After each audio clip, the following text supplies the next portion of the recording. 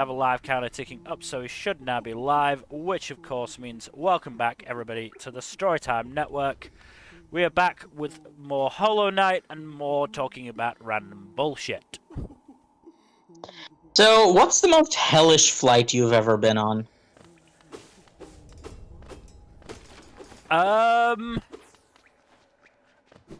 I'm not actually sure, because I mean, in terms Okay. of, In terms of length, I guess. well, I've flown to Australia. That was long. That was very long, but it was like a two-legged flight, I think. So it wasn't all in one go, at least. Did stop off in, I think it was Singapore. Um, like a couple of hours. But I wouldn't call that too. I wouldn't say it was too bad. I mean, it was a little bit rough on the way back,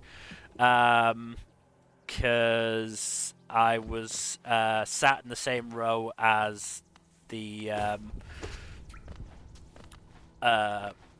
old, because it was part of a rugby tour, and on pretty much every rugby tour overseas, we took along like a retired teacher. And by the time it was to my last tour with the school, yeah, he was definitely feeling his age, and I'm not sure if he was actually like, I can't remember now what he was doing, but it was uncomfortable seeing him interact with the flight attendant. He wasn't like, you know, Oh no. nothing like that. It was just like, I don't know. Honestly can't remember at this stage. I can remember a couple of other things that were not great from him on that trip. So very boomer core. I'm not sure I could. I'm not sure if I remember it enough to say anymore. Actually, but yeah. And then I've obviously have been to Japan, which again wasn't bad. Because again, I mean, that's the thing. I don't really mind being sat in a chair for several hours as long as I've got enough to keep me entertained. I think some of the most difficult flights I've had to do were the ones that are like 10 plus hours in the air on one plane. Yeah. That's like not great. I mean, But yeah. yeah, by the way, I've definitely like felt uncomfortable on the long haul flights, um, to fucking California and all that jazz. so Oh boy. so the issue I found with myself is that I have a very hard time sleeping on planes. Okay. So for Yeah. any long trip, it ends up like I just am sleep deprived, especially if I have to. I also can't sleep at airports. Yeah. So if I'm ever in a situation where I have to like be in an airport for like several hours and then on a flight for several more and then another flight, I am going to be like 36 hours no sleep by the end of it. Yeah. Okay. Yeah. I can see how that's like that could be an issue. Um, I tend to try and basically just stay up if I can, um, to sort of mitigate that, and even then I do. I'm still not great at it. Um, are you an enemy? No, you're not an enemy. You But can. yeah, I've been thinking about tripping recently, Mm. and I'm like, Oh. at what point? And clearly, this is not something you can ask people who do it on the regular. But at what point do you think the risk becomes not worth it? The risk of traveling. No, the risk of shrooms and other similar trip agents. Oh. Um. You're speaking to the wrong guy. I don't think any of them are Yeah, worth that's it. why. Yeah, we don't know anything about it. That's why it's more funny if we talk about it. Like, I don't know why I keep trying to check my map when I don't have a map for this area. Yeah, I don't take any recreational drugs. No, we established last stream that we're both like honorary straight edge without the punk. Yeah. But because like apparently, again, I'm saying this as from a purely statistical standpoint because I've tried to look this stuff up. Basically, you've got like a 95% chance of something happening and a 5% chance of your brain being destroyed forever.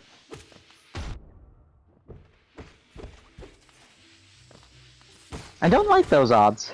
Hmm. And when I say brain being destroyed, I don't mean like brain damage or anything. I mean just like it sends you to a place you really didn't want to go. Yeah. And that has consequences on the rest of your life. Yeah. Oh, I do not like those enemies. Yeah, I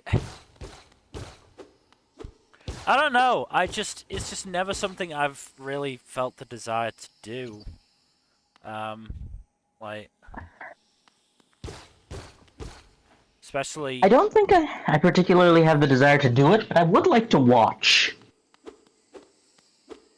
So I've got friends who have been on like fucking Jesus Christ, okay. Like fucking acid and shit like that. And they've had some not great trips. Oh! You reminded me of a rant / argument I wanted to have. Can I? So, I knew a guy in college, which, you know, I say that as someone who's still in college, but I knew a guy who told me once that he has a friend who was a great musician, but could only, like, make their good music on acid. Right. And I would like to posit that there is no difference between that and performance-enhancing drugs in sport. Thoughts?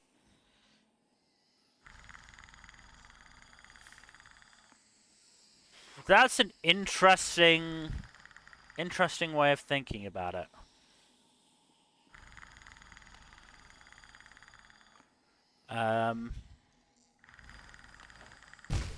Fuck's sake.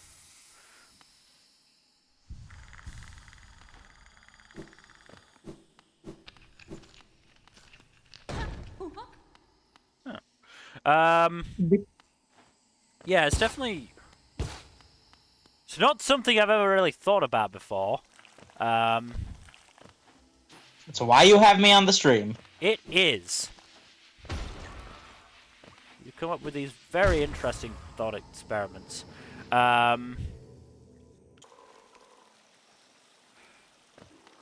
guess? Yeah, I mean... I suppose the difference is that there isn't really the same competitive nature that there is in sports. In some ways, I suppose, but you could also like take it on a more meta perspective that like any creative industry is inherently competitive. If you're trying to like make your living out of it. Yeah. So it's not as competitive. It's not as directly competitive as sport, but it's like not completely uncompetitive. Mm. But yeah, I think there's also a distinction to be made. People who say they can only be creative on drugs versus people for whom drugs are just one of many ways to be creative. I think that's an important distinction. Yeah. And I don't know how to feel about it because, look, I will admit, we all grow as people. There was a time in my life where I condescended Mm. and thought less of them, and I don't think that's my position anymore because I can understand where they're coming from. But I don't really know how to feel about people who can only be creative while on drugs. Mm. Like, for example, someone like Stephen King is not an example of this because he was creative on drugs, but he was plenty creative off of the drugs too. Yeah. Uh, as much as he liked writing about prepubescent sewer orgies. Yeah, that was a weird period for him. I sadly don't think that period has ended. But be that as it may, just because he wrote Cujo on cocaine doesn't mean he wasn't able to write, like, I don't know, the one time travel book about the Kennedy assassination. But yeah, it's one of those things that I really can't figure out how I feel because I had an opinion that I believe was a bad take. I believe it's a bad take to look down on people who can only be creative on drugs. Now, as I am now. Yeah. I will fully admit that that was not my opinion in the past. But I don't... What are your thoughts on that? Like... Basically what I'm trying to say is, do you think it's a crutch? I mean, to a certain extent it is, yeah. Because, like... I mean, that's how addiction starts, isn't it? You think you can't do a certain thing without the drugs. Oh, I hadn't even thought of it from that perspective. You're right. You know, most of the time it's just, oh, I can't have a good time without drugs or alcohol, or I can't feel relaxed without tobacco. But you know, that's how they get you. And you know, it's getting to a point where, you know, you're able to say, oh no, actually, I can do without them. And, you know, fair play to Stephen King for managing to do that.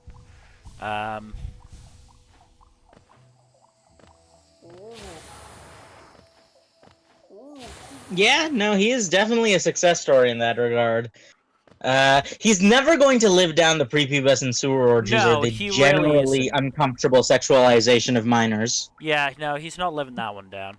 And he probably shouldn't be able to, you know. But well, the only plus side is from what I can tell, he hasn't actually, done anything to anyone.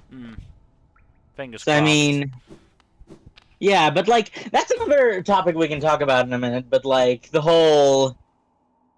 If you keep it inside your head and don't actually ever act on it, that's a complicated position to be in, huh? What is your position on that?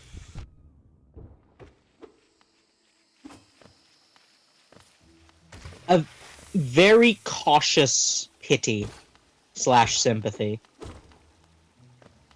In that, I have to imagine it must be rough. But at the same time, good on him for not actually hurting anyone, right? Yeah. And you? I don't know. I mean, you can't police the thoughts inside somebody's head, can you? Like... Well, I'm sure there's people who'd like to try. Oh, I'm sure there are people who'd like to try, but we shouldn't, because intrusive thoughts are a thing. Like, you can't just fucking penalize somebody for what goes on in their heads, because otherwise we'd be, you know, fucking penalizing a large portion of the population that have intrusive thoughts. The point is that they don't act on them. You know, if they act on them, then yeah. To the big house you go, but, like...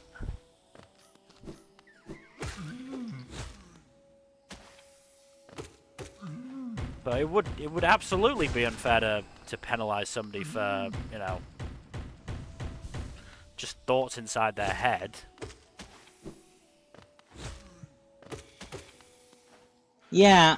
But back Especially, to the... I mean, I'm. This is not my area of expertise. Obviously, this is more your and Jack's area of expertise. But you know, is this kind of thing a choice, or is it, you know? It's all research. I feel that the research tends towards the suggestion that it's not.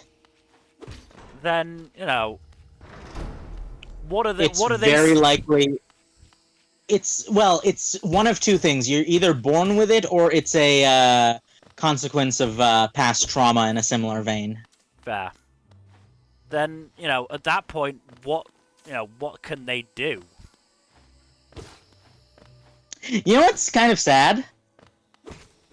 For the most part, they can't seek professional help either. No. Because, like, you can't... That's not something you can... Because I know doctor-patient confidentiality is something people go on about, but it's far less absolute than they make it out to be.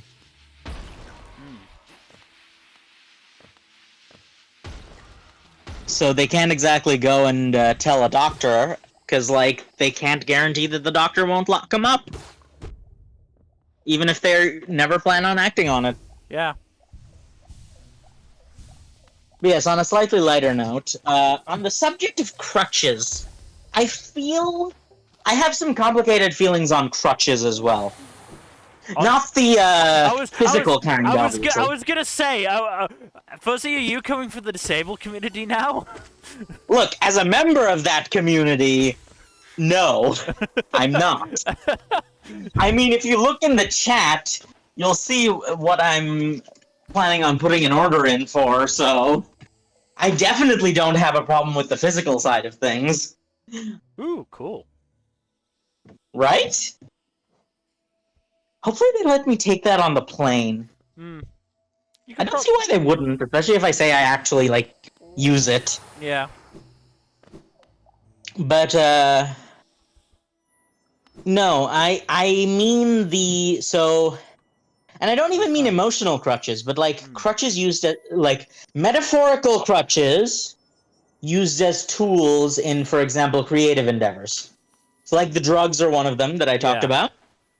Another one that I really cannot get behind are lit RPGs. Where, as I've stated, it's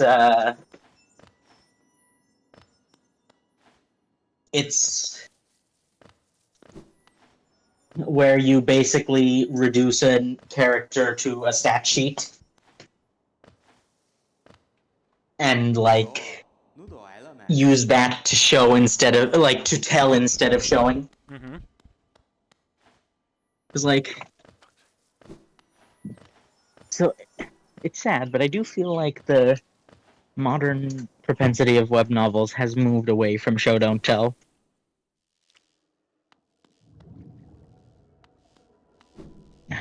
Like, there's way too many lit RPGs out there, and I've seen, like, I'm not the only person with this question. People, when Reddit still existed, would ask on the subreddit, like, once every couple of weeks, what is it that you people see in these lit RPGs where you substitute character growth and character development for, like, numbers in a blue box? Yeah. And everyone gave the same depressing answer. We like seeing the numbers go up. Mm-hmm. It's like... Then play a fucking video game. Yeah. But... It's very... Look, again, Is it also maybe this, like, what's the word I want to use? How do I want to word this? This, like, inability for a large portion of the population to actually, you know... Have reading comprehension? Yes. Yeah, reading comprehension. That is absolutely a part of it. It's like, with lit RPG, writers don't really have to learn how to write in interesting ways, and readers also don't have to learn how to understand and comprehend Yeah. interesting writing. So it's kind of this like perfect storm of. Shittiness. I was going to say media illiteracy, but yes, that's also something you can call it. But yeah, it's a combination of the two where people just like it's again one of those things that I hate the most, and is like something that's brought up far too often. They just want to turn their brains off and enjoy it. Yeah. And Like, to a certain extent, I can enjoy that, but what I'm reading does have to be, some level of good. yeah, and for a lot of people, as long as the numbers keep going up, they're happy. Mm. And that's kind of like. I mean, actually, no, that's not true. I've read some derivative shit just to, be Well, bored. derivative is not inherently bad. You can execute derivative well. But I think a lot of it is just like a lot of authors have just given apparently some of the biggest names in web novels on Royal Road basically got together and were like essentially gave they didn't do it formally, but like over the course of their careers have essentially given lots of advice, which basically boils down to this isn't a story anymore, it's a business. Yeah. You keep the story going for as long as possible. Every chapter end on a cliffhanger. Make sure to like slam the Patreon as much as possible. Yeah. Keep it like numbers go up and everything else is just optional. It's just like, obviously it's not limited to Western web novels. It's like, it's sort of something that's pervaded the entire space where telling and not showing has just become the norm. And people can get away with it because show don't tell requires you to actually think to a certain extent. Yeah. I know it's a low bar, but apparently people are unwilling to even cross that bar. Very elitist right now, don't we? A little bit, yeah. I don't know. Maybe we shouldn't be complaining about people reading. Also, these mushrooms sound like Owen fucking Wilson. That may not be unintentional. Like, listen to them. Hang on, let me turn on the stream. I don't turn on the stream usually because for Alright. Let me get back to them. Right. I don't even know if I can hear the stream properly, but yeah, I can't hear it. Oh, maybe turn on the actual stream? Yes, okay, yeah, hang on.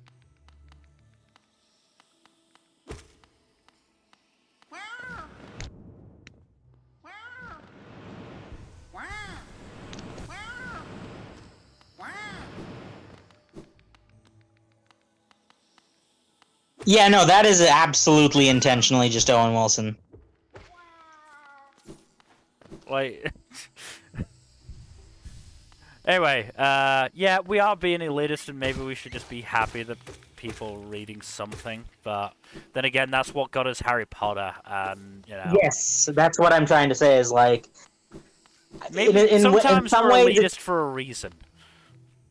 Right? Like, we've had this entire... Like, this is why media literacy rates are going down. Because, like...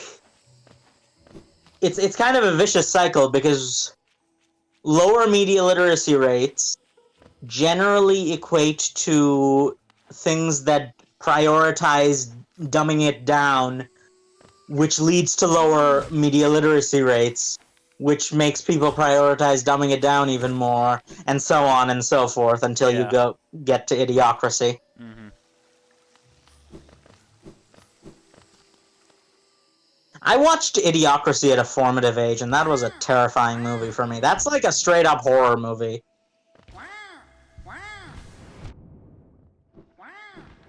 Have you seen it? I don't think so.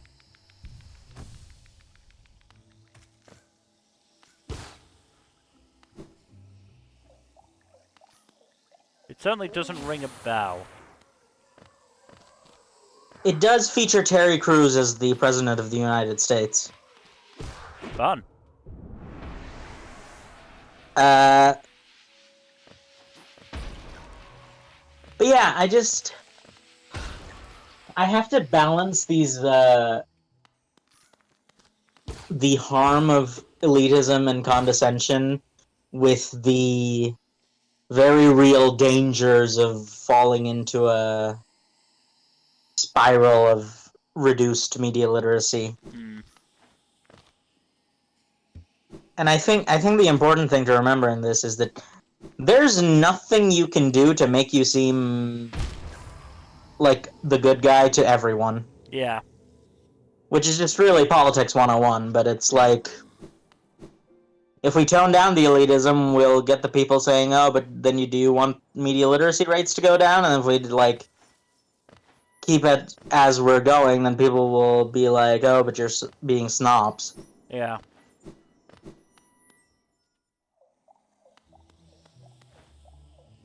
In that case, I just decide to choose the lesser of two evils, which to me, the lesser of two evils is trying to raise awareness such that, I don't know, maybe people try and improve their media literacy, because it's not really that hard. No.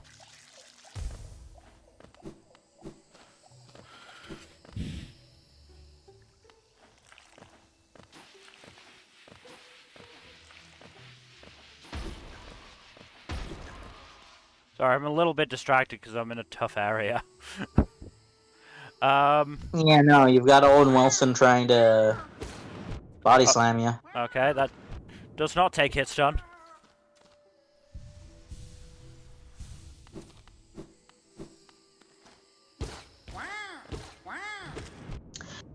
What do you think it is about a game like Hollow Knight that appeals to you over a traditional Soulsborne game? I mean, not much. I mean, this isn't like my favorite thing in the world. I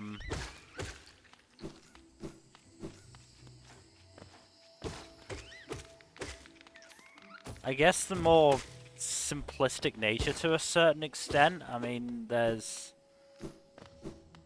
not a huge lot to it. At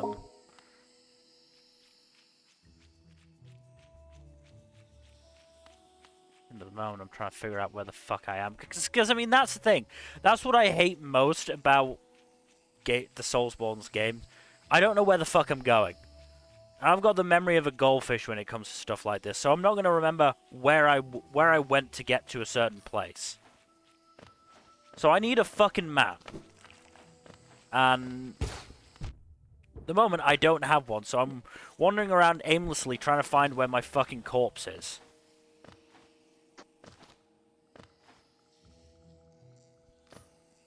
Right, I think... Yeah, I'm back here again. But, you know, in actual Soulsborns, there's not even that. You know, it's... I'll be right back. Alright. Right, so where the fuck am I going from here? Right, I'm going right, then right again, then down, then left. I need to remember to go left. No, I'm not finding you. Not finding you, Owen Wilson. Right, down and left. Oh, no.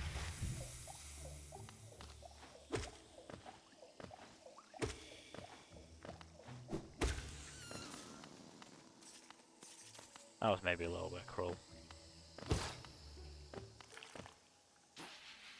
Yeah, I'm not enjoying those things. Down and left. Okay. Okay. We're on the right track now. That's where that thing is.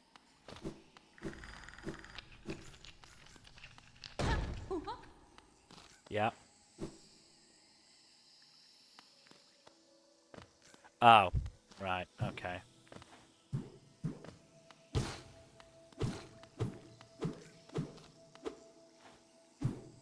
Aha!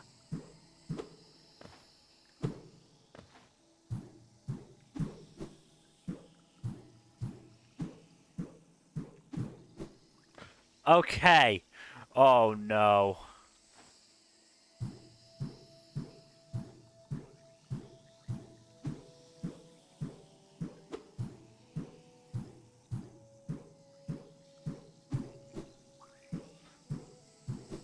Okay. Oh, I didn't like that.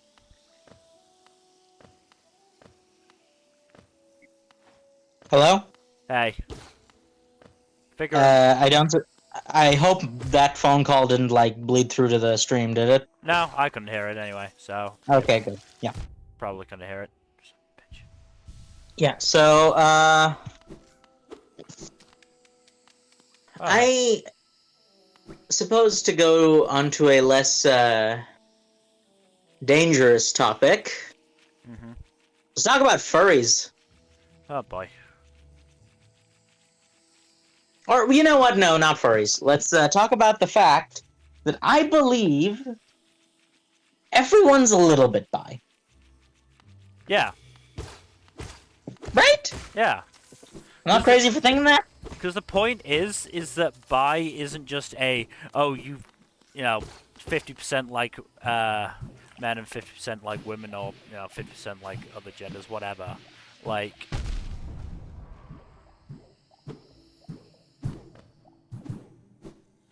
it's you know, technically, even if you like, a different, say mostly just like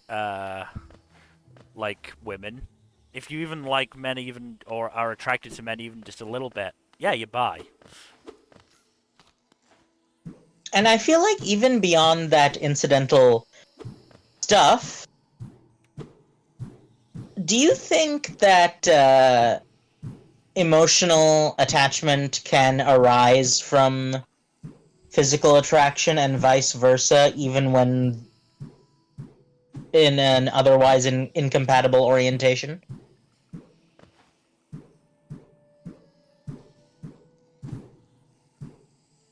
I mean, to a certain extent, you're asking the wrong person, because I'm already sort of like struggling with Hella bi? not even hella bi, more, am I fucking ace or not? Mmm. Because like, I'm at a point where I'm like, okay, well, what the fuck does attraction actually mean? What does it feel like? I'm, and nothing that I see ever really has I would argue, a good answer for that. So I'm left sort of wondering, I mean, at this point, I'm fairly sure I'm aromantic. I feel fairly confident in saying that. Am I ace? I don't know. You know. Also confusing the matters is the realization that you know, is that you can be, bi or gay or whatever, but still be sex repulsed. So I'm like, am I ace? Am I? You do have to remember that the asexuality spectrum is 3 spectrums in a trench coat. Yeah, I know. It's very frustrating as somebody trying to figure this shit out. And to be fair, you know, I doubt, it. I don't think anyone would really say anything, if I said, okay, yeah, I'm ace, and then decided later on, actually, no, I think I'm probably more, probably more bi-sex repulsed sort of thing. I don't know, but I'm It's almost confused. I'm like this very is a very confused. It's almost like this is a very personal thing that is impossible to have a firm grasp on a lot of the time. Yeah. No, believe me, I know where you're coming from with that.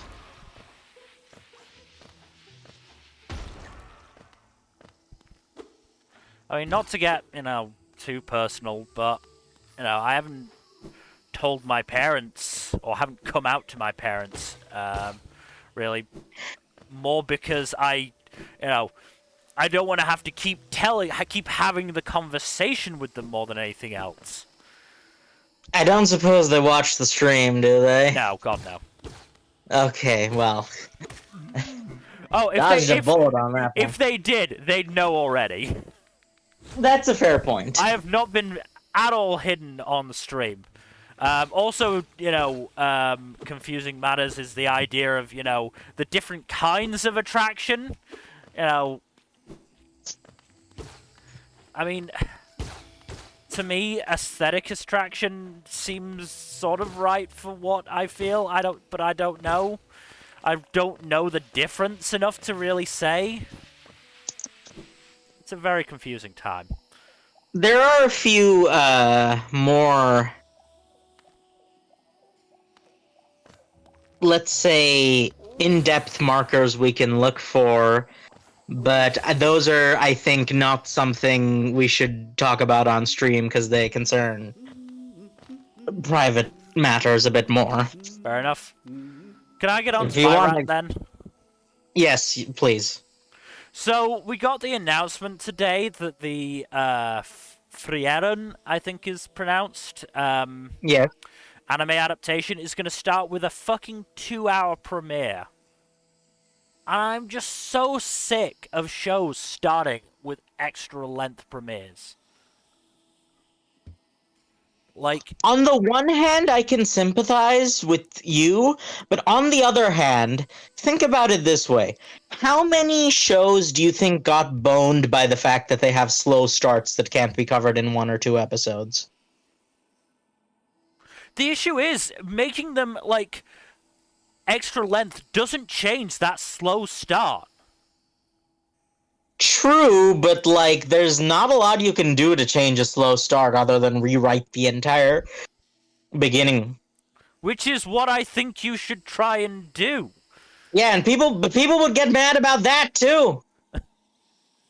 Well, I don't care about those people. I care about how I feel. Thank you for describing the human condition. Yep. Absolutely. But, yeah, because it's like, you'd have to do that, but that would both require time and money, and you'd probably have to get some input from the actual author, who's like probably dying of overwork anyway as a manga author. So it's kind of just like, there's like no good solution to this problem. I don't know. I just feel like I've never had, like, an extra long premiere where I've actually liked it and enjoyed it more than, I would have just a regular length premiere, and one where I've actually really felt it's necessary. And I've had this argument this season over Oshinoko, because I still don't think that was necessary personally. I mean, have you read Oshinoko, Fuzzy? I read the first few chapters, realized where it was going, and immediately GTFO. That is not my scene. If I want to be reminded of the darkness of the human entertainment industry, I'd go read, like, the news. And maybe there's a certain element of that as well to Oshinoko, but, even then, fucking Demon Slayer has kept doing the extra length premieres and even fucking finales sometimes. And not once have I ever gone, yeah, that's more what I want to see. But maybe it's the shows that are doing it are just not my thing or not very good. I mean, yeah, the counterpoint would be something like JJK Zero. I mean, that's a movie, though. But that's what you have to frame these as, is that you have to basically frame it as, oh, this series is starting with a movie. But I don't like that idea. Because especially when they do, release it into theaters in Japan, because it just seems like a fucking way to make more money off it. Well, that's because it is. I don't agree with the practice. I just don't know what the alternative would be, because I have seen shows get screwed over because people stop watching after the first episode because it's slow. So I don't know what the solution is here. I don't think either of them is a good solution, but I don't know what a good solution would be.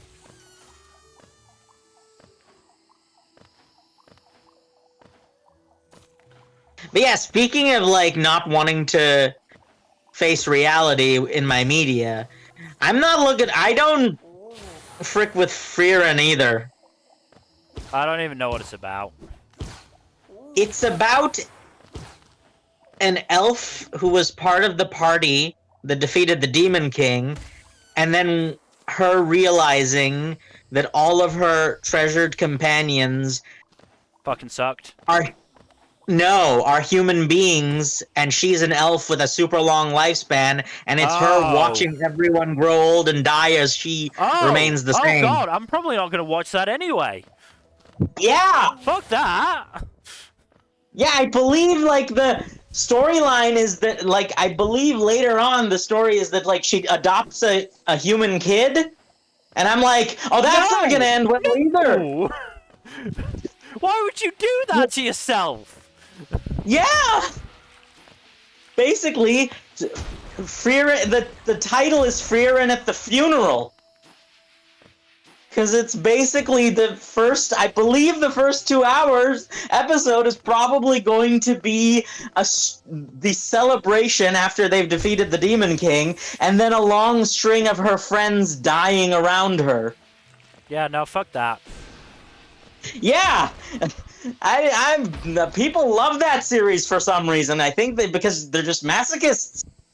Well, I mean, people fucking liked To Your Eternity as well. And that was something I didn't really get either.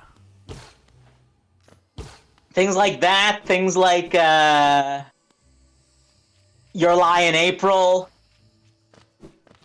Because, I'm sorry, I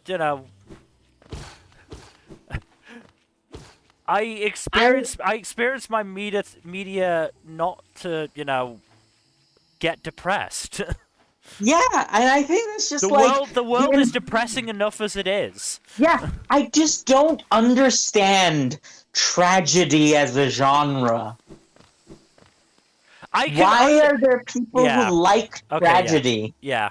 I was just about to say I misunderstood what you said. But yeah, I'm not fighting you, Owen Wilson. Not doing this. Both got better things to do. Wow. You've got another Loki to be in. Wow. He is really good in that, though. He was. I mean, Loki was a really good one. But yes, anyway, tragedy. But yeah, I think it blew itself up. But yeah, I can understand it as, a plot point, because, hey, fucking, something like Stormlight Archives exists. Especially that first fucking book. But, I don't like a lot of that first book. I mean, it's part of the reason why I've not reread it, because, because I'm very much in a case of, I know how, depressing this gets for Cal, and gotta be honest, I'm sort of, not wanting to do that to myself unless I'm in the right frame of mind. It's the same that how you feel about Cal is how I feel about Shallan. But yeah, I just like. Well, that's how I feel about Cal as well. But Mm. no, it's just like I can understand the idea that if you are writing a story, there will eventually be bad things that happen. Mm. But I think the tone and intensity is something within an author's control. Yeah. And usually, when a tragedy turns both of those knobs up to 11. Mm. It's like with Oshinoko, it's like Frieren. I'm sure you can think of a few others Well, recently. to your eternity. Right. Mm. The reason I stopped watching that is because it became very clear that so many of the fucking like companion characters were just gonna die, and so it was like, okay, well, why do you expect me to care about these people? I know what caring about them will do to me, so no, I'm just not gonna bother caring about them. You know, it's. And at that point, then why the fuck? If I don't care about these characters, why am I still watching?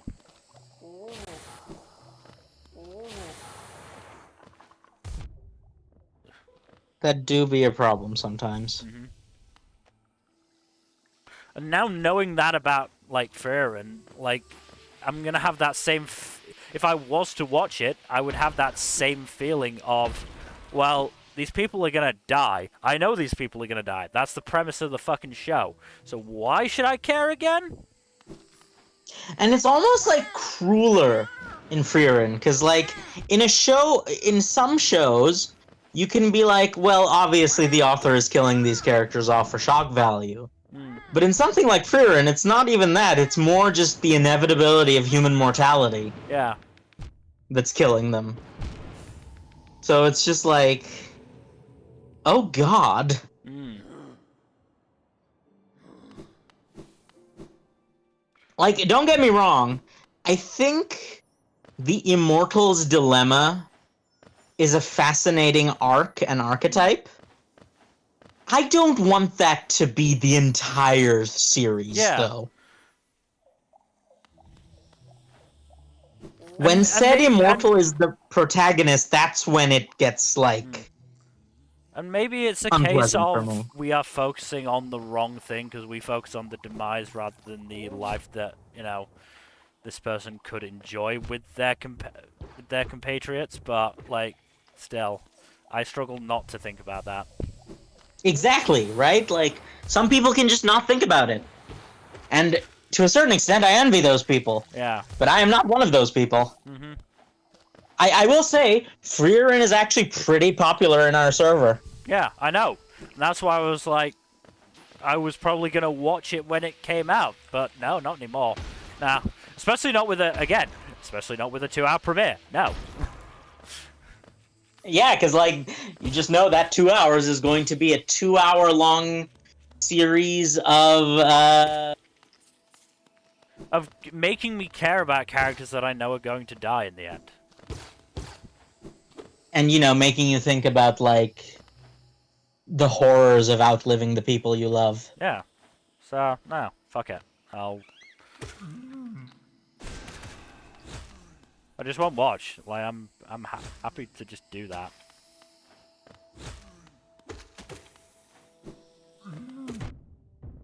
And I think it's,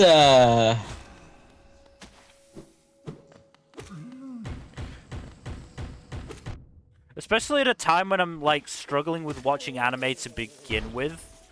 Because I'm really struggling at going at other people's pace. are you, getting yourself? I don't think so. I don't think I'm getting myself. Because there's still stuff I want to watch. Um, I mean, you know, I still, like, one of my greatest regrets is that we ruined anime for Gen. yeah, yeah. That was kind of my bad. To be fair, that wasn't our fault. Like, we we picked the best shows that we could. It was, you know, the fact that the places we sent the poll to had shitty taste, and whatchamacallit, you know, a certain somebody being an asshole. Don't talk about Jack like that. Because, I mean, that's the thing. When you actually look at, our locks for that season, like, I think... Well, I think I'd locked Azoken, Jack had locked Inspector, and I think Gen had locked ID Invaded. Which were the 3 best shows that season. Yeah.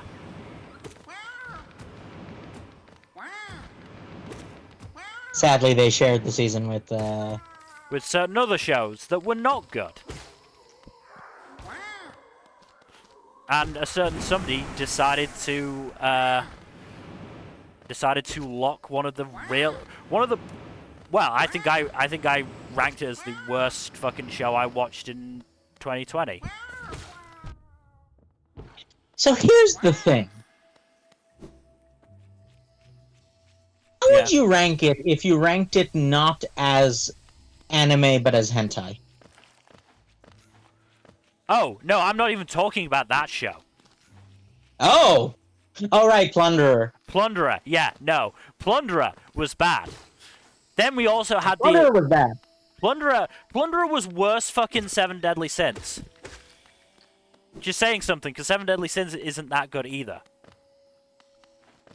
Like, that's at the start, that was half-decent action schlock at best. And then it went downhill from there. And even then, there was sexual assault in episode 1. Yeah. Which, you know, I probably shouldn't have ignored at the time, but, no. I was less... Also, wasn't she, like, 15 at the time? I can't remember. I'm pretty sure she was, like, literally a child as well. I can't remember, and I don't want to put more nails in that coffin. But yeah, yeah, because like there's other shows that at least have the benefit of being porn. Yeah.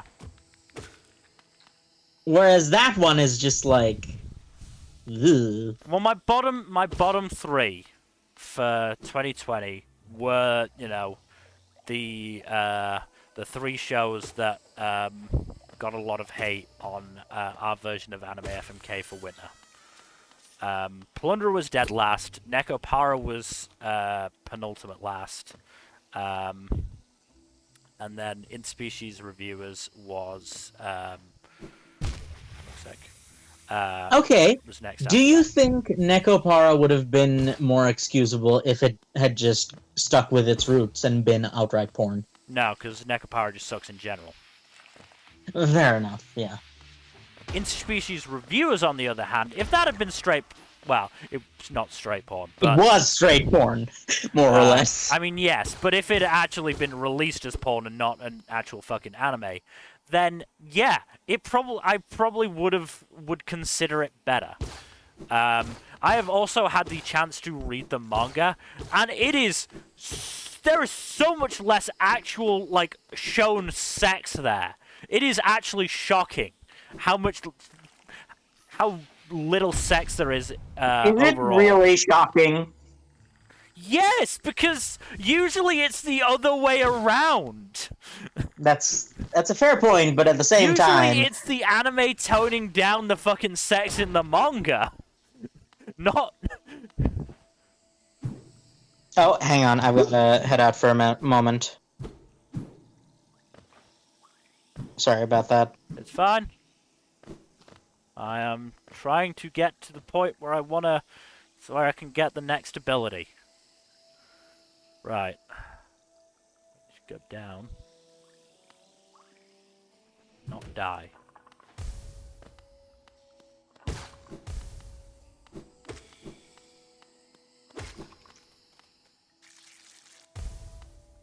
That's right. I'm onto your tricks. Right. Down here. Oh, I hate those things.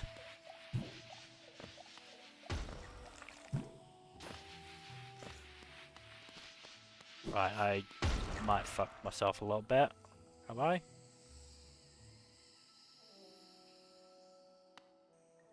don't see how.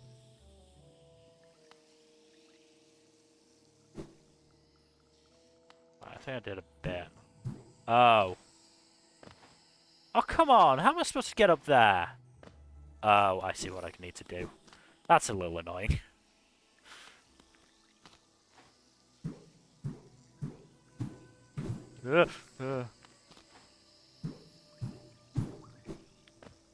Oh, Jesus! Yeah, no, fuck you. Oh boy. That was scary. Right.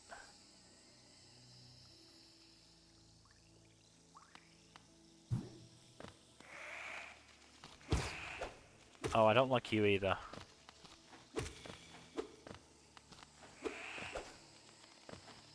Come back here.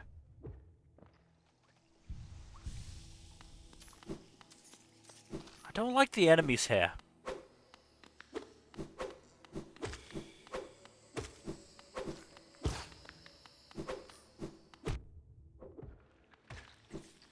Really don't like the enemies in this place. The enemies are getting harder and I'm not here for that because I'm bad at this game to begin with.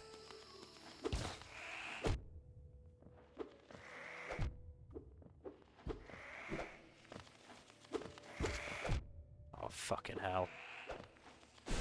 And I missed. That's not good for me.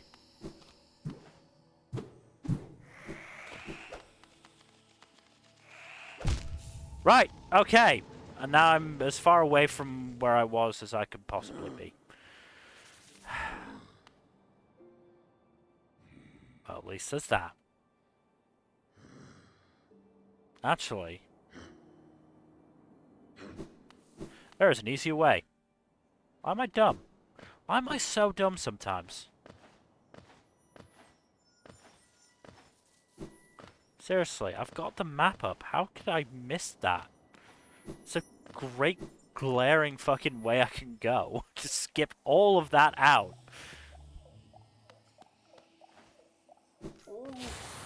Drop it.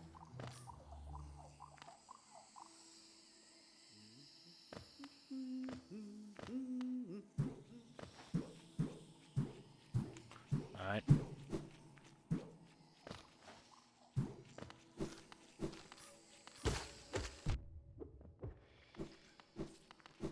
Probably needs to be a bit more cautious, frankly, but okay. Right. Oh, that's why I can't go that way. God damn it, I hate these games.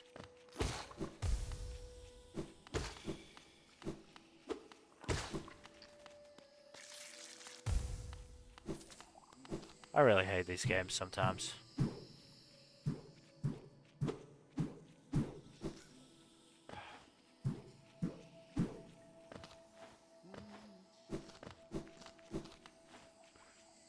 So good news, I wasn't actually being that dumb. At least there's that.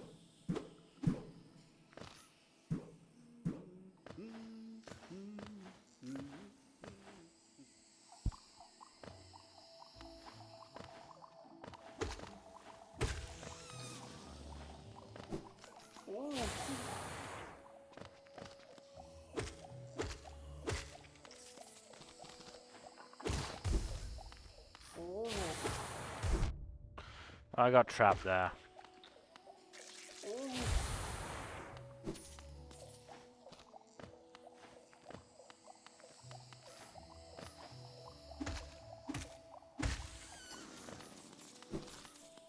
That was just a, fuck you for damaging me. Right. So. Now we gotta go up and avoid all of these fucking things, which I fucking despise because of shit like that. No!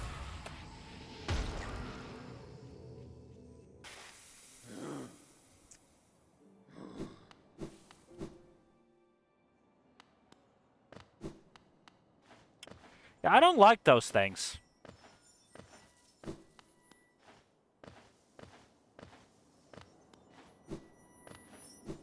Like, maybe I'm being dumb and missing some way of beating them, but I really don't like them. Like, some really fucking simple way of beating them.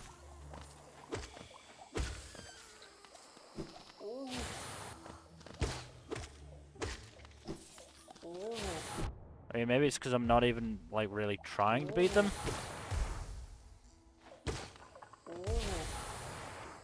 That was close.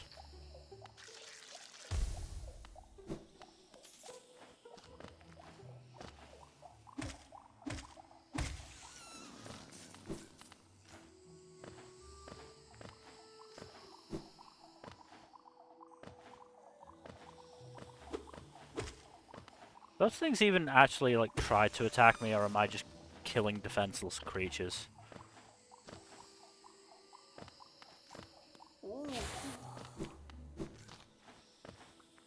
Like, these games make it, you know, lucrative to kill the defenseless creatures.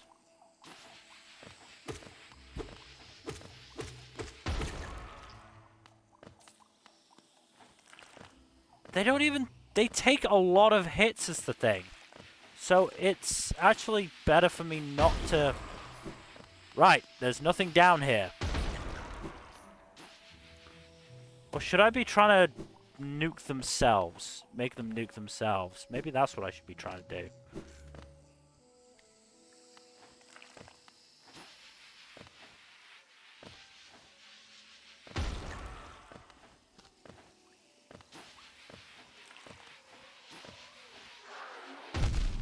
Oh, that didn't work, did it? No.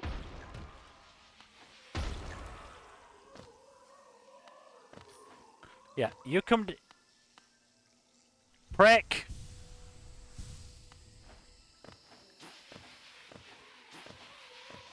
Coward!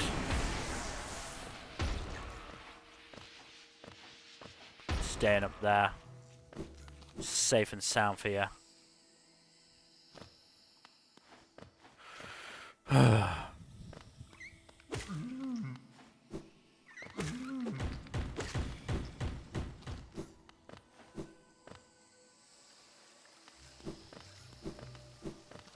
Right, is that... That is the way I want to go.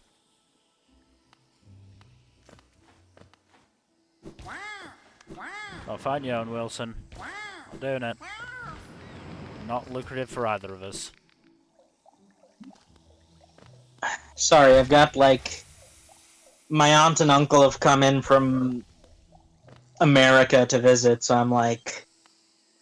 It's kind of crazy at home. Yeah. Also, I took the dog outside, and that was a mistake, because... I don't know if you know this, but Canada is on fire right now. Yeah, I did hear something about that. And, my province/home is downwind. Right. So, God, like, this smoke is not, like, The air quality is not play good. around with. The air quality is not good. Ah.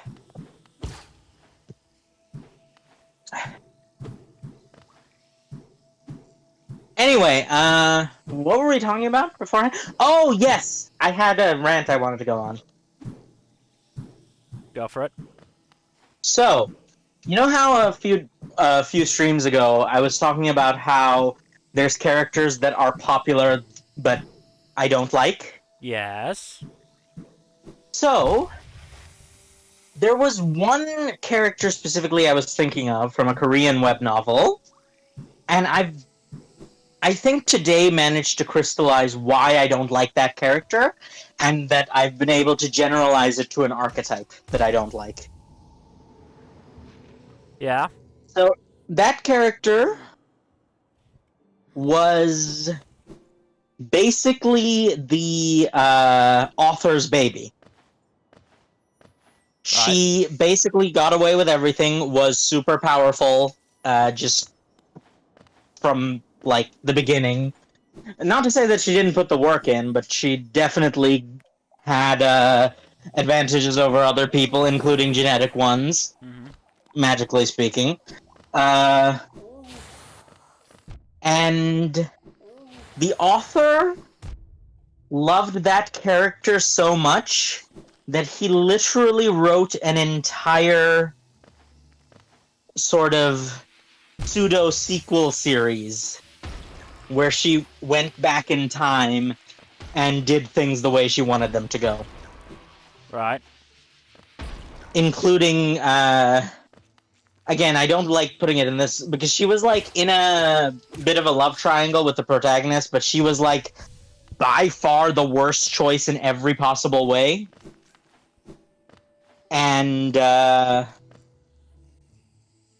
obviously she got with the protagonist in the alternate timeline. So basically the author literally reset the timeline so he could give her a better ending.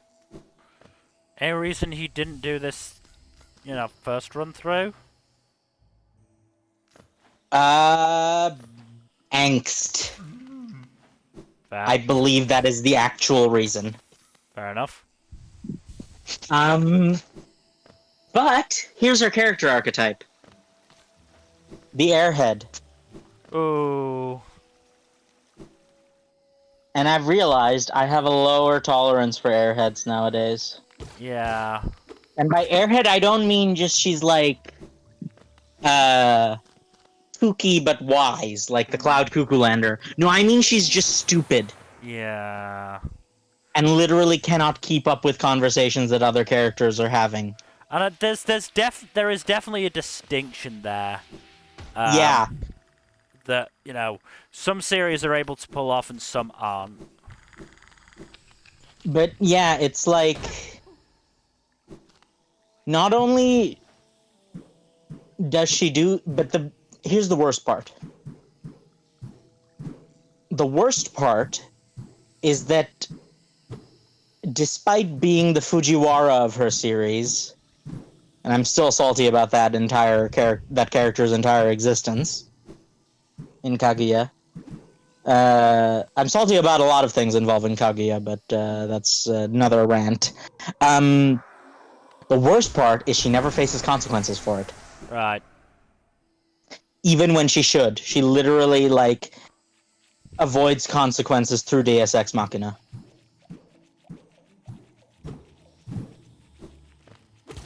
And there's that archetype is not uncommon. Mm. Sometimes it's the protagonist, but it's more egregious when it's a side character. Yeah. Because when you see that contrast of the protagonist like struggling and pulling out every single fiber of their strength and intelligence to succeed, and another character just does the most brain dead thing possible and succeeds due to divine intervention. Yeah. And I've realized that's a depressingly common archetype, and I hate it. Do you have any examples of this that you can think of? Yes. Between the Sky and the Sea. Okay, that entire show is egregious, so let's not... But it's always played in my mind, cause like I worried for a while that I was a hypocrite to a certain extent, because I was like, because I think I wrote in the end of year review for that year, something like, oh, I really don't like characters like Haru, and then I started liking, the himbo characters more. I was like, huh, am I a hypocrite? But what you've said really crystallizes it of, when written well, a himbo is a good character. When written badly, they're just bad. Right? And that's the thing, is like whenever their himbo-ness is like an additional side of them as opposed to their whole thing. Just even it's not even that. But yeah, Space Fisher Waifus I don't think is a good example because that entire show is bad. Do you have any examples in an otherwise good series? Let me think.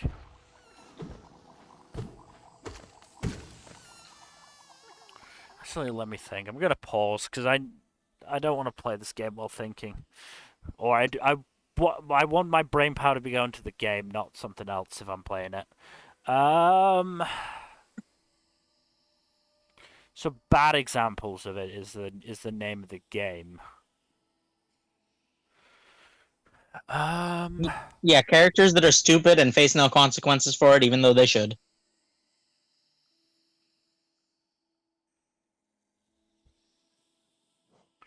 all right, give me a second, because off the top of my head, I'm never gonna be able to remember, so I have to actually go and look at titles of shows. Obviously, between obviously Space Visual Waifus. Oh, um, would somebody? I'm probably gonna make some enemies with this, but What else is new? Shion from Slime Sakai, Yes, that is an excellent example. because I really can't stand her. Part of it is her Her, design. I'm not gonna lie. I am not a big boob person, and they are larger than her entire head, yes. yes, and that is Each. yeah, and I don't like that in a design. I just don't. It's dumb. Um, but Yeah, it's she is. also like I remember at the start of fucking season 2, like she fucking threw a tantrum, so Rimuru had to bring her along to I think it was the Dwarven Kingdom on a diplomatic mission, and then she proceeded to get fucking pissed and act like incredibly embarrassingly. Yeah, that is And like, no, that's not endearing to me. exactly. That is the exact archetype I'm thinking of. Mm. I was gonna say Gabaru from the same show, but he does get comeuppance quite often. To be fair, his existence is getting slapped down. He's also like the only good example of a Mineta archetype. Mm. Because he's not, he's like a little gremlin, but at least he's not like a sex offender. Yeah. I think there's another one. I can't remember off the top of my head, but I'm certain I've seen another one. But like, you get what I'm trying to Yeah, say, no, though. absolutely. I mean, I still hate him because even if he's not a sex offender, he's annoying as shit. Yes, that is true. He's Uh, incredibly annoying. Um,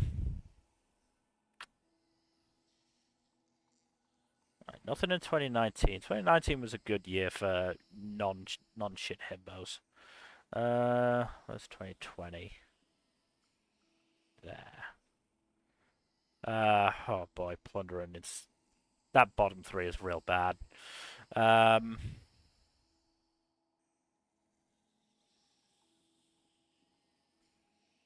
uh, I mean, nothing off the top of my head is really jumping out. Um,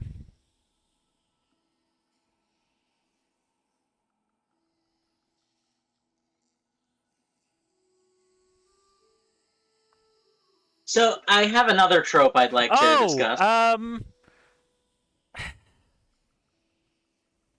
To a certain extent, Baccarina.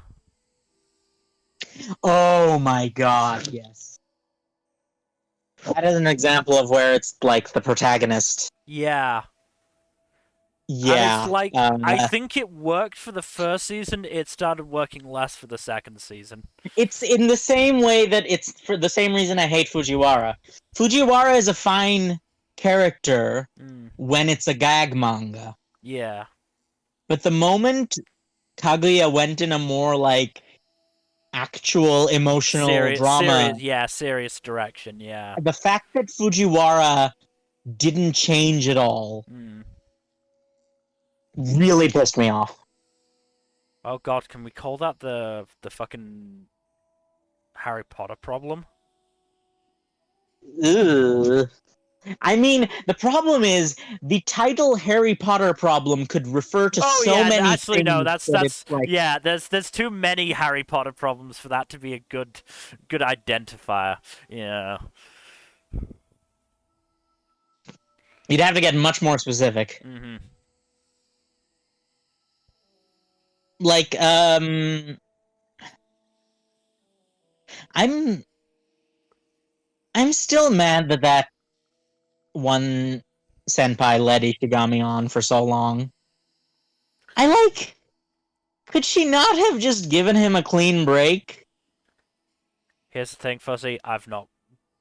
I've watched Oh, you're maybe not a Kaguya I've watched person. maybe half of Kaguya, and I'm at the point with that show where I'm like, I'd rather read the manga, Yeah, no, that's the correct but response, I haven't honestly. found the time to read the manga yet. I'm gonna try and read more manga when I'm into my new place, which should start happening tomorrow.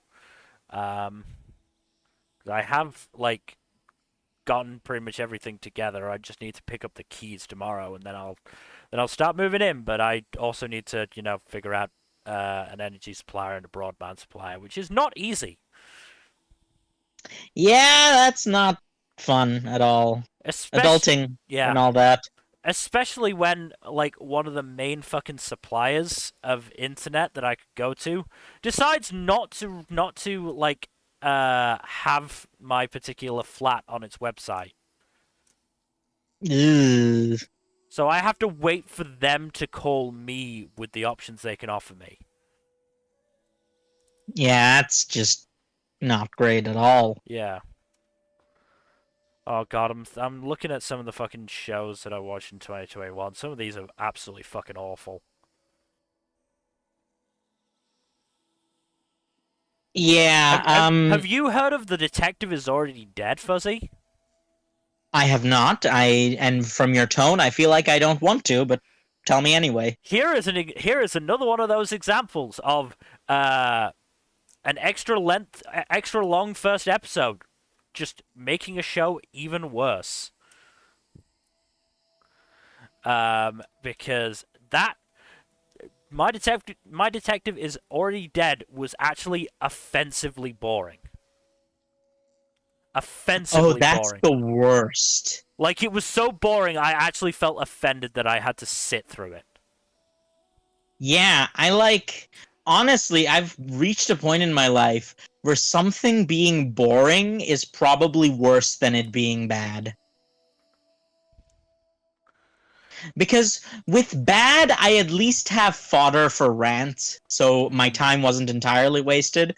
With boring, it's just like that's yeah, X and it's I hours of my life I'm never getting back. for me it's there's the difference is between if it's like um something I'm watching and something I'm reading.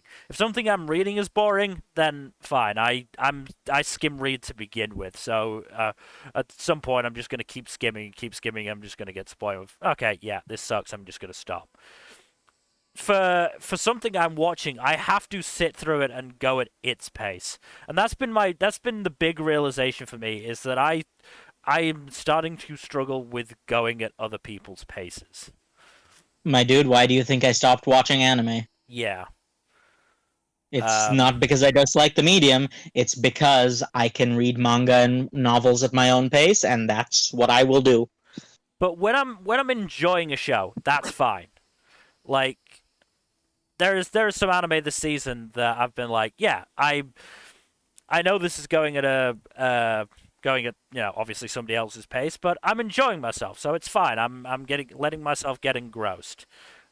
In other shows, I'm just not able to put that aside. Um, to an extent, I wonder if Oshinoko is one of those shows. I mean, obviously, I will discuss it with Jack and Number come the wrap up. Not this coming Saturday, Saturday after. Um, Also, I think maybe it's also a case of where I left off, because that was not a great time. Yeah, I'm sure Oshinoko has plenty of those, though. Hmm. And again,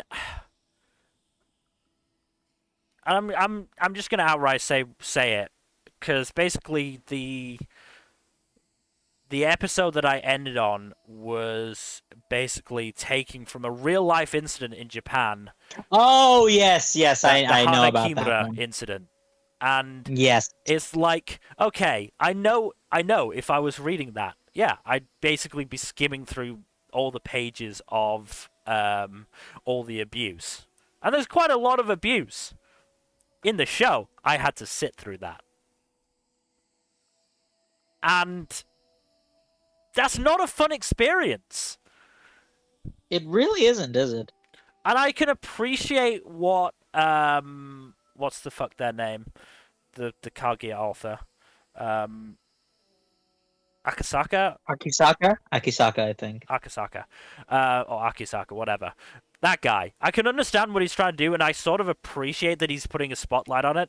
At the same time, I don't really want to read about it in that much detail, and using the Hanakimura Yeah, incident as not yeah, well. maybe don't have it be one-to-one. You can allude to it, but don't have it Yes, be a literal one-to-one because recreation. I know we're talking over a pause screen here, so what I'll do is I'll actually start playing some music in the background. There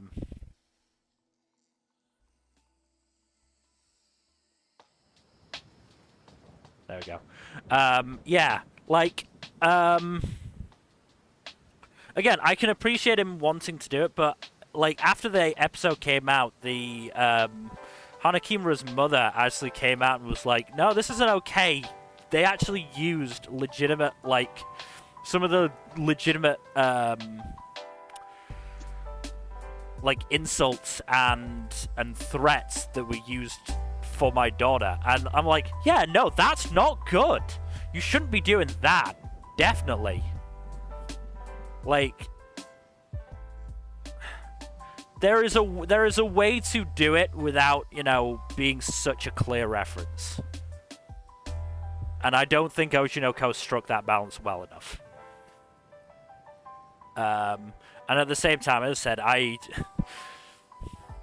I struggled through that episode, and I know there's going to be a positive resolution next episode, but I'm still struggling to make myself watch it.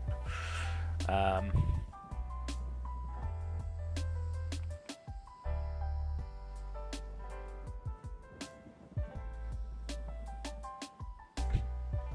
yeah.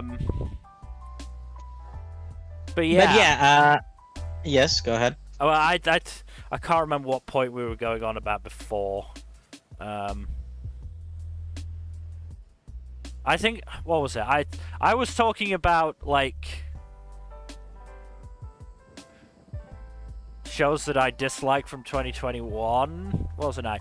Okay, here is an example. Here is an example of being absolutely awful, but so good, but in an entertaining way that I ended up watching the entire show. XR. That show was fucking terrible. On a technical level, it might be the worst show I've ever watched. Oh no. Because the animation is laughably bad. It's to the point where the first few episodes, I had to keep pausing because I was crying with laughter at how fucking bad it was. And how legitimately horrible it was. Because it was made by a fucking group of people who've never animated anything before. That's hilarious. Or That's like, again, it's the whole so bad it's good versus just so bad it's bad. Yeah. And, like...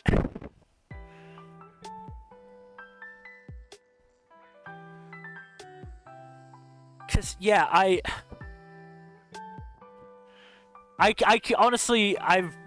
honestly talked so much about how bad XR is, but it's so fucking great. It's so fucking funny. At one point, the vaguely Middle Eastern dude just stripped down to his underwear to take care of an assassin. To, like, kill an assassin. I don't know how that's in any way relevant, but I'm here for it. Yeah, it's just... There's no reason for him to do it. It's just fucking dumb. The amount of animation errors that occurred in this 3D animated show. Like, at one point, mid-shot, some dude's fucking stock and sight on his gun just disappear. Just outright disappear. And it's... Oh, God, it's so funny. It's so funny how bad it is. So you're saying it was the day one Bethesda game of anime? To a certain extent, yeah, but I don't think even day one Bethesda is this bad. Do you not remember the launch of Fallout 76? I stayed away from it. Ah. For good reason. Well, on a slightly, somehow even better but also worse note, here's another trope I want to rant about that I don't know if you've noticed, but I think that a pattern is starting to emerge. I notice tropes that are not necessarily visible at first glance, but you tend to realize in hindsight. Yeah. Another one is, what is up with, and this is most common in Japan, but also very, very common in China. Well, no, it's most common in China, but also very common in Japan. That's the thing in Korea. Male protagonist who has a super talented sister. Alright. And that's kind of like it's like similar to the whole very early Lyndon Kelsa dynamic, where the dude is sort of seen as a failure, whereas the sister is just better in every single way. Yeah. And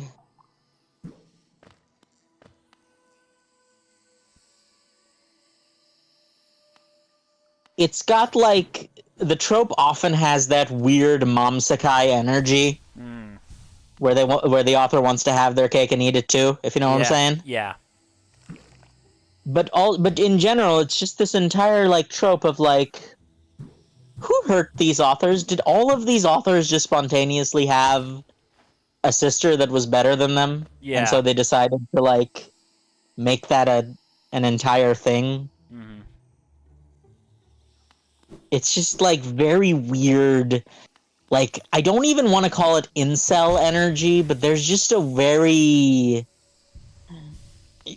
uncomfortable energy to that entire trope where they're like, ah, yes, our protagonist is just ordinary dude TM, whereas the sister is super talented prodigy who is a once-in-a-millennium genius. Yeah. But then, suddenly, things happen to the protagonist that make them better than their sister in every way somehow, and or have a weird will they won't they with their sister, which is just kind of gross. Have you noticed that? That's a thing that's very common. I mean, no, I haven't really noticed it, but I don't think I'm reading the same stuff as you. No, it's like in a lot of the fantasy stuff, it shows up. I think just in general, especially and I think this is just a whole the collectivist society coming through. In general, I think a depressingly common trope is the sibling of the main character who has a toxic relationship but who doesn't receive any sort of comeuppance. Yeah. And I don't know where that comes from. Because, like, it's not even coming, like... Because in a lot of these, it's not revenge porn, obviously. It's, like, not coming from a place of, like, getting vengeance on the sibling. Yeah. So, like, are the authors projecting themselves as the sibling rather than the main character? Or, like, what is happening there? When you have a series where the main character has an incredibly toxic relationship with their sibling, and there are no consequences. And it's just taken as a matter of course. Like, what is that? Why is that?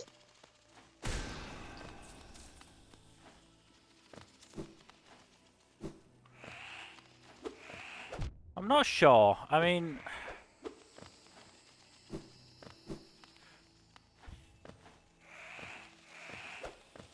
sorry, I'm again sort of concentrating, so I'm sort of struggling to order my thoughts. I'm trying to think of like examples, but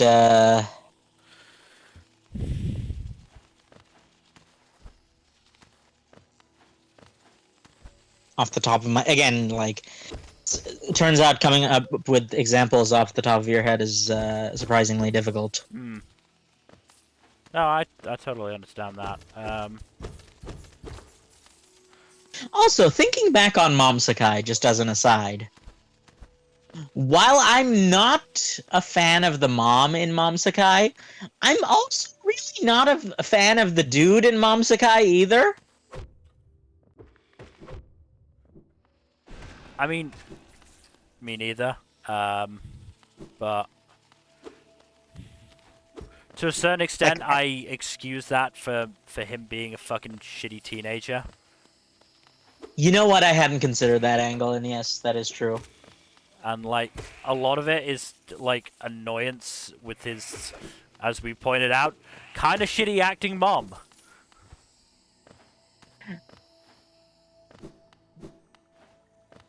So the worst part of that is that the mom was doing it from a place of love, but also from a place of not valuing her child's opinion. Hmm.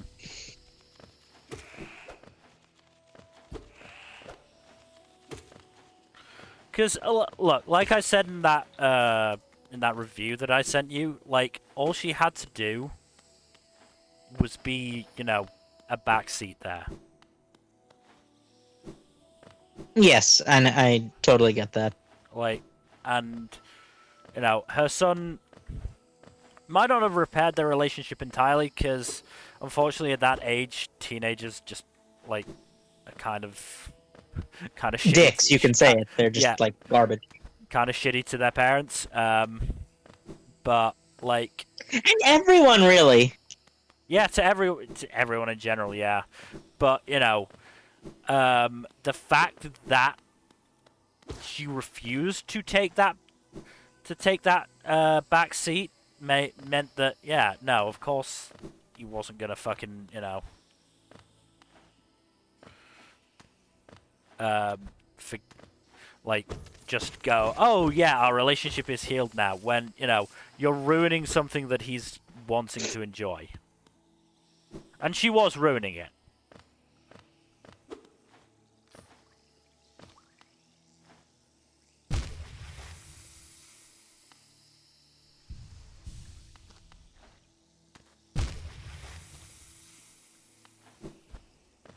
Ah, okay. Um. All right, now that I'm out of that death area, because I really don't like those mantises, but I needed to get the claw. Um, so what was it? What was the trope in particular again? Because I only sort of passed half of it. Super talented or otherwise, or you know what, they're two separate tropes. Hmm. The trope that I think is more obvious is sibling of main character who has super toxic relationship and is possibly abusive towards the main character, faces no consequences and is treated as like a beloved family member anyway. Right. Hate that. Yeah, that sucks. Um, uh give me a second, because that is a trope that rings a bell. I'm gonna scroll all the way up to my shit tiers, because it's probably there. Um, it's definitely a trope that rings a bell, but I can't remember what it would be.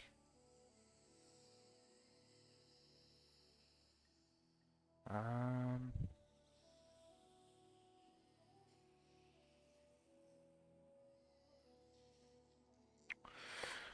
okay, that's definitely a thing that's happened, but I can't remember in what show. Um,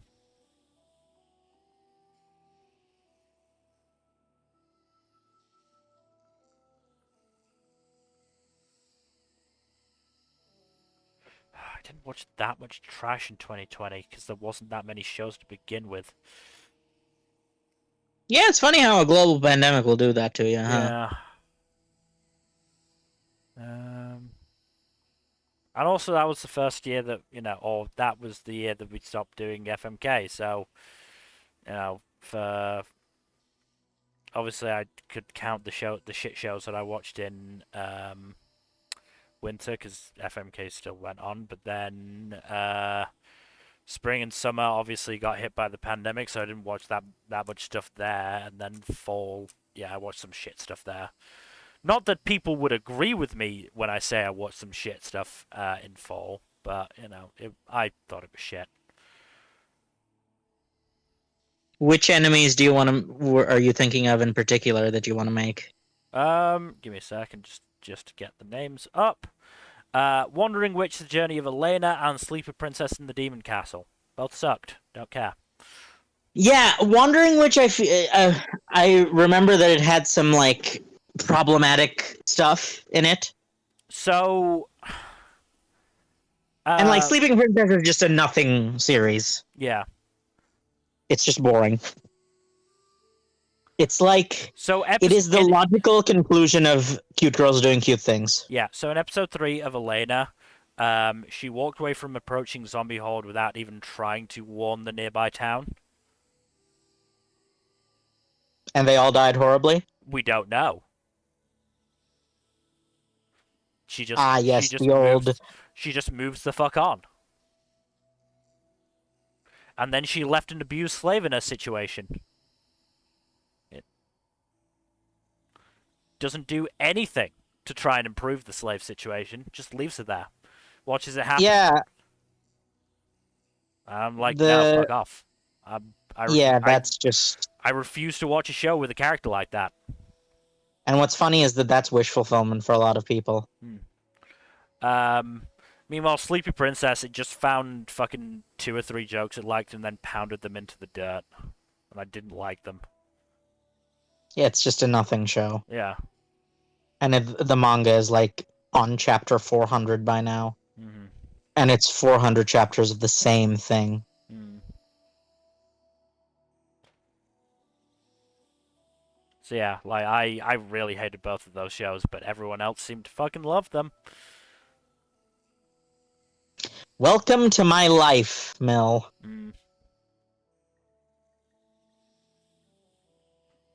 Yeah, I just like the sibling thing. I don't understand where the author is coming from with that. Yeah.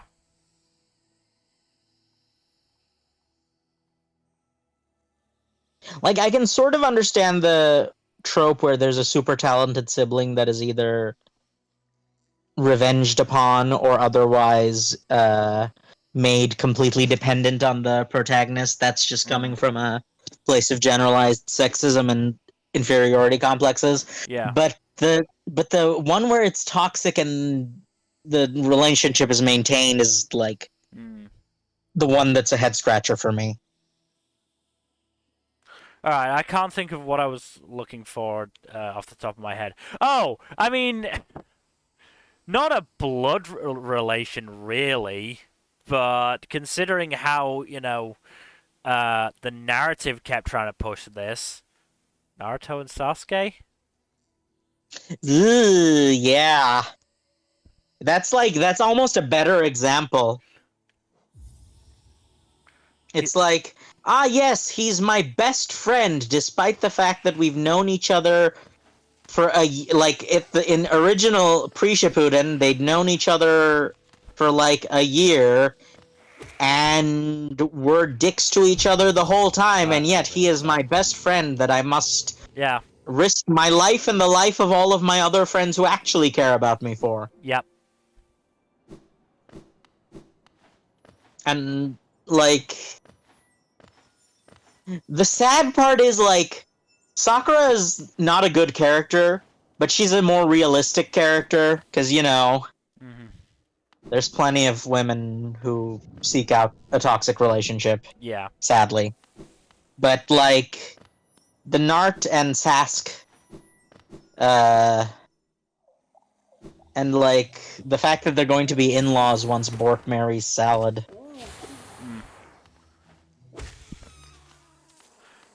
I think it says something about the whole Sasuke and Sakura thing that I got told that fucking Sasuke's kid was actually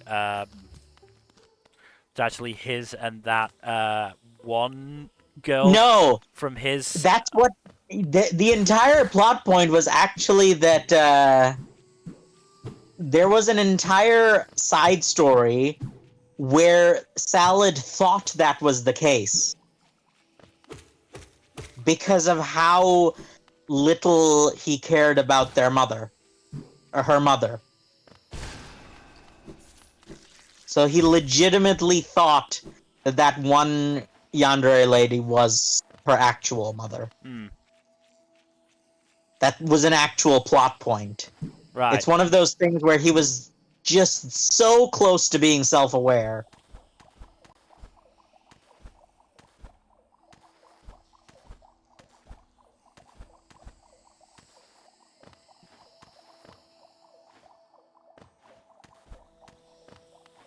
So yeah, like, but it says something that is genuinely believable. Yeah. Oh god.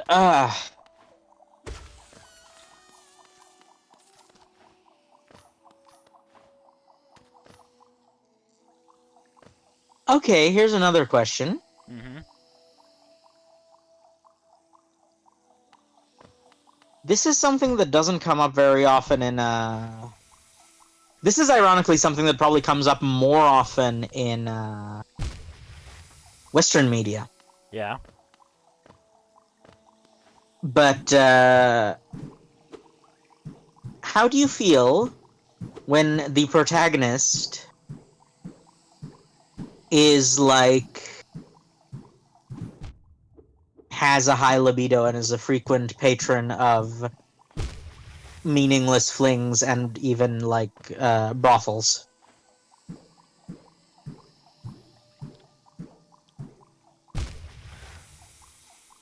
Oh. Um.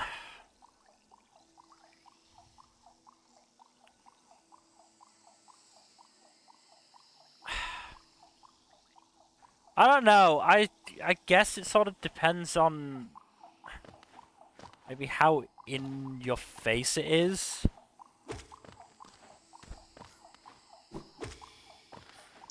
And I think that there's also a case of how it's portrayed. Hmm. Because I find that a lot of things, and this is very prevalent in Western fantasy, but in basically all types of fantasy, it's portrayed as like a natural consequence of masculinity.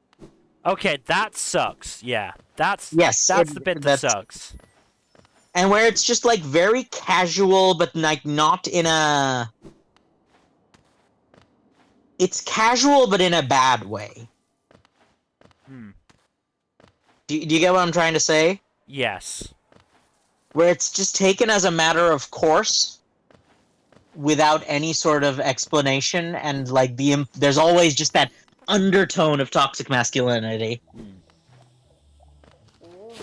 At least that's been my experience. And then, of course, oftentimes those stories have the protagonist meet a virginal woman who is then teaches him the meaning of true love, and suddenly his sex drive is gone, Yeah. and he's like a blushing virginal newlywed child. Right? That I'm not a fan of. Yeah. Where it's just like that's too like that's not how people work. Hmm. Like if someone is doing that, usually it's not going to be like I'm sure they can make that change, but it's not going to be like that sharp breakneck 180. No. And that's what's always jarring to me.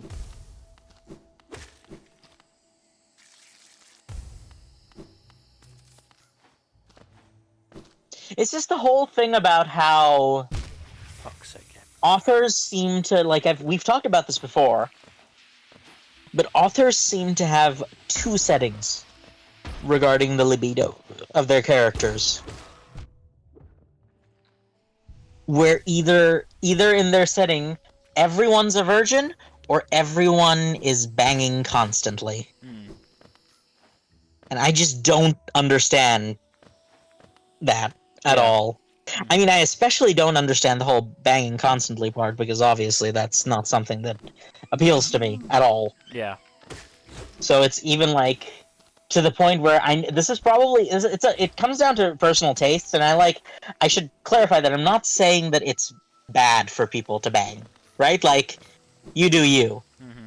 But from a reader's perspective, those series I just don't tend to lose interest in because like it's too far removed from my own experiences and expectations to Yeah. for me to be able to like properly involve myself with the characters. Hmm. And the thing is, I don't really know. I feel like part of it does come from a place of overcompensation because like for most of human history, it has been one or the other, right? In antiquity, everyone was banging constantly, and then it kind of was on and off until like the Catholic Church got involved and started inquisiting people, Yeah. and then it was like they went full Puritan. And I feel like there's and media is only just now recovering from that, but as a result, they're recovering for it by overcompensating in the other direction. Hmm. And it's just like there's a very popular series, a YA prog fantasy series called Mage Errant, which is oddly enough the fan base overlaps with the Cradle fan base a lot, which I don't understand at all. But it's like it features what's essentially magical high school students Yeah. who are like the weird thing about that series is that it always phrases relationships as dating, but every single relationship becomes sexual. Right. And it's like implied that these kids started doing that when they were like 12 or 13, and I'm just like, my dude, you're going too far in the other direction. Yeah. Especially when, like, I guess you can make an argument that it's like a fantasy world with different social conventions, but I feel like even then, the idea that every romantic relationship inevitably has to involve intercourse is just something I don't understand. Yeah. I think, I mean, and I, that's the thing. So few people seem to be able to conceive of intimate romantic relationships that don't involve sex. I think here's the thing. The thing that weirds me out with that series is that it always avoids ever doing anything more than alluding to intercourse. And that's the weirdest part. It always phrases it as dating because it's a YA novel. Yeah. But it's just like it's just like a very weird energy that I Hmm. don't understand. No, it definitely And on that sounds note, good. yeah, and on that note, we've been going for almost 2 hours now, so I think it's Are about we? All right. Shit. yeah, like Yeah. an hour 50. Okay. Um.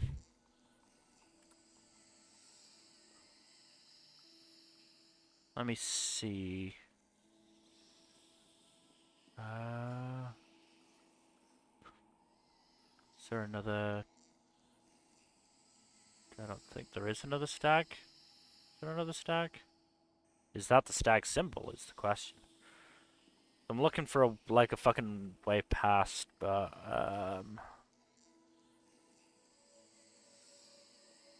points of interest. Oh.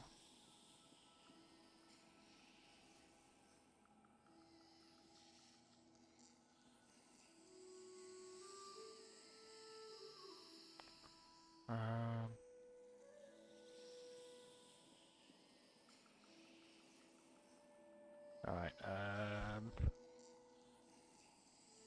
fast travel. Let's see if it tells me there is one.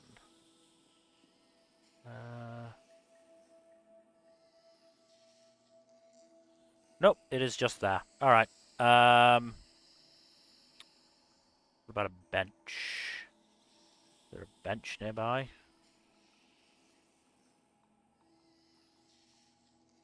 Or is that not, is it not going to tell me about a bench? Probably isn't going to tell me about a bench, is it? Fine, fuck it.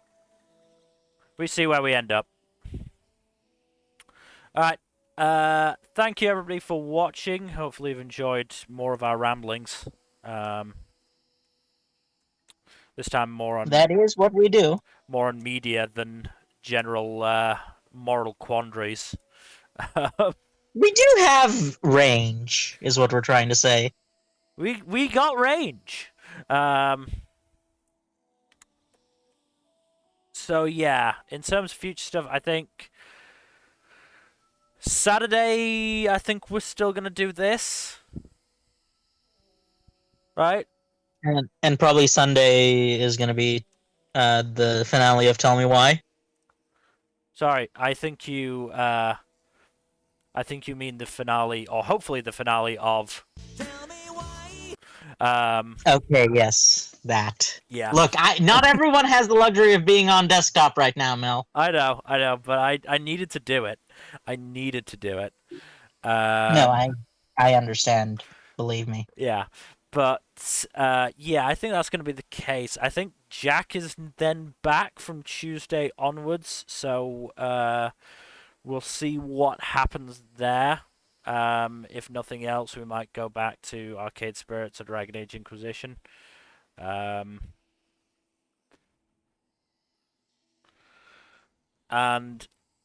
honestly, after Saturday, I'm not sure how much of this I'll be playing on stream, because I'm starting to get to the points where I actually have to, try.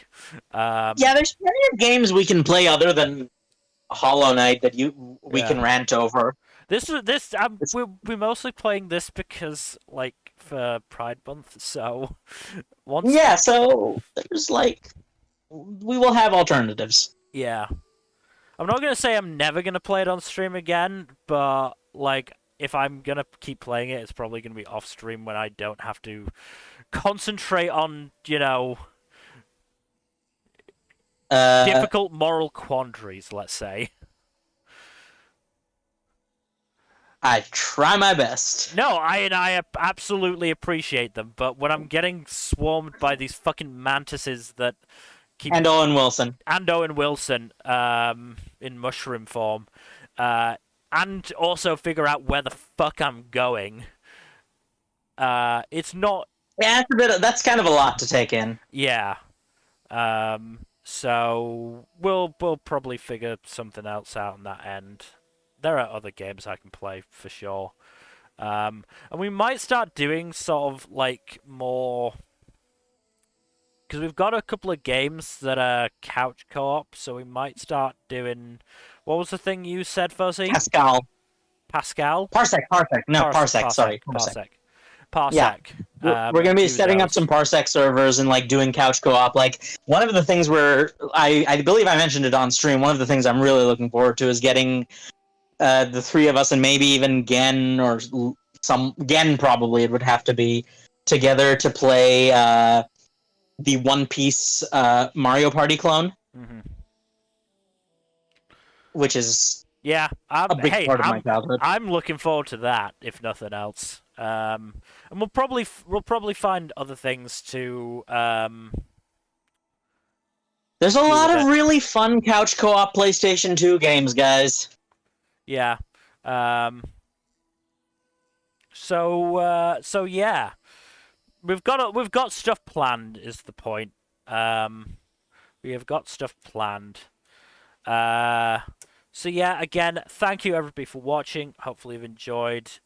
Please do give us a follow here on Twitch and on Twitter at Storytime_net. For info on when we go live and what we're playing. Though admittedly the last two streams I haven't done a tweet, mostly just because I can't be asked. And I don't know. We've got followers on Twitter. I don't think any of them are actually clicking the link. We've got followers on Twitch too. Yeah. But yes, also, if incidentally, since we have recently learned we get more views on YouTube than we do on Twitch, Mm-hmm. if you're like watching this on YouTube, go give us a follow on Twitch, just like for fun. Mm-hmm. Maybe give us a like and a subscribe on YouTube as well. I can't believe I'm saying this, but like, Yeah, I could cater to the YouTube audience, but I'm not sure if I could live with myself for saying the regular YouTuber spiel. I will take that bullet for you, Mel. It's Thank fine. you. I will make that sacrifice. But when you're not here, I'm We'll gonna figure have that to out. I'm gonna have to record it and play it at the end of a stream. That could work. But yeah, this has been a long sign off, but the point is, thank you everyone for joining us, and we'll see you next time. Bye bye. Good night.